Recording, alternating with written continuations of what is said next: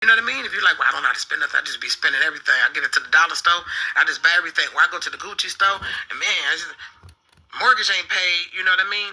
Okay, well then we need to figure out what that is. Maybe go to some counseling or meditate on some scriptures. Both, and kind of figure some budgeting apps. Okay, well what's going on? Because this is what you're going to need to know how to steward your money to walk with someone. Excuse me. How the bills gonna get paid? Who's gonna buy the food for the babies? How you gonna have date night? You ain't got no money, right? It's important. Faith.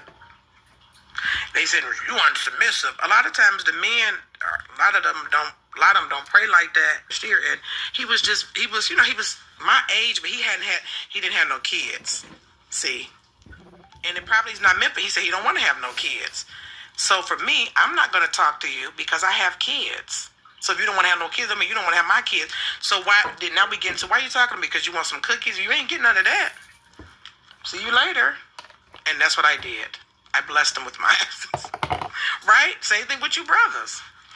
If she like, my man got to be a baller. He got to have all. And you like, I'm a plumber. This is a family business. And I'm comfortable. I got a little, this nice little house, ranch style house here. We could be comfortable, but that might not be his aspirations. Don't go broke trying to pacify and please a woman that's out of your range. That's not. She wanted someone with a lot of money. I'm not saying don't have goals and aspirations, and a woman can't push a man to want to get those things. But if that's your modus operandi and to try to keep or snag the person, it's gonna end up in resentment, or you're gonna be exhausted because you're gonna be trying to be something to the person you never could be in the first place.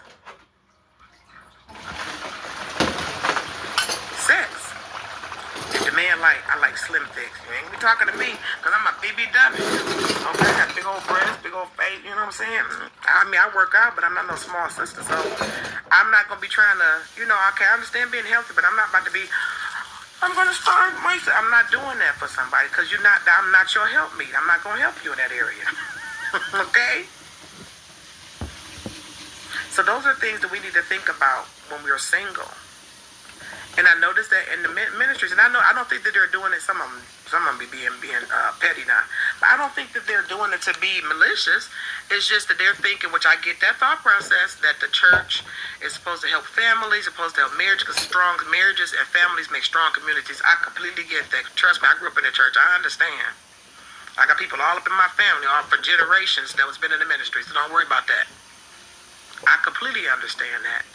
But we still have to remember there's a growing number of people that don't even desire parenthood or being married. So how are we supposed to teach them that God still loves them? What is their purpose?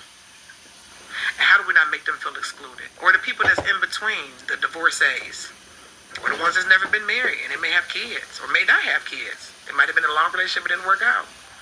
How do we handle those people? Is a big thing. And if you don't believe me, you're like, girl, whatever, you're just a single mom, and you just talk about, go look on YouTube for yourself and look up how are single people treated in the church or being single in the church, and you're going to see thousands upon thousands of hundreds of thousands of videos come up of people of all walks of life, people in the clergy, people in the pew, people in between, people don't know what to do, everybody going to show up, and it's going to give you a different perspective. Right? This is not to shame or judge nobody. It's not to shame or judge the married people either. But a lot of them are out of touch. And they mean well, but they don't know what they're talking about. It's just what it is. It's just the truth. Like, when I was dating, we used to, I used to page him. He used to call me on a payphone. Girl, we don't have pagers and beepers and payphones and stuff no more. It ain't like that no more. So they be trying to tell you, you got to be patient for a minute concept. We have cell phones. So I need you to give me advice when I'm dating and I'm talking to someone and they're not responding back. I'm asking you, what do you think that means for wisdom? And you again using this opportunity to boo-boo all over me and let me know that you coupled and your thing worked out and your man would pull over and call you on a payphone. This is not the 90s. 2025. See what I mean? It's outdated advice. So it doesn't make them above, it makes their path different. Okay? So I hope that helps somebody. This was a good little talk. I gotta go cook for the kids and do a little studying, lay down a little bit for the kids get out of school. It's my day off. You guys have a wonderful day. I hope this helps somebody. Be encouraged. Whether you're there, not there, on your way there, or don't want to go there. Or you're somewhere 50-50, maybe I'm going to say about 60-40 for myself. I think 40% of people would like to be married, and 60% is like, no. Haven't found what I'm looking for. And it's not that I demand perfection, because I'm not perfect. But I have to agree with the person on those main areas. It won't make it perfect, but it'll make it much easier. If I can respect the man and we can get to each other sexually. If I can respect the man and how we choose to raise our children and blend our families if they have kids. If I can respect the man on how he wants to do with the money, right? I'm not going to respect nobody that does just blowing their money and we just going to scheme and scam. Now, I don't respect that now, because I like to have the bills paid. You understand? That we can scheme. Then we can, splurge a little bit. I can respect the man when it comes to faith, where he said, I want us to all do a fast. I'm going to fast this month. And I know you know what you're talking about. You don't have to be the most eloquent, because Moses had to stutter. But it has to make sense. It has to resonate with me to make me think, I want to help with this. I want to help with that vision for our home. I want to help with that vision for us. I want to help with that vision for how God created us and how we going to glorify God in this. I haven't found that yet, and I'm 41. And I've been single for 11 years since I was 30. It's a long time, honey. Okay? So, I hope this helps somebody. Pray on those 4 prayer points.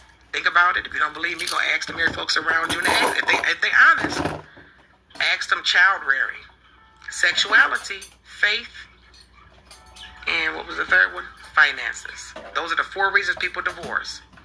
Okay? And those are the 4 basic things of how we build our lives, even as single people. So when you partner with someone, you have to agree in those 4 areas more than so. Okay?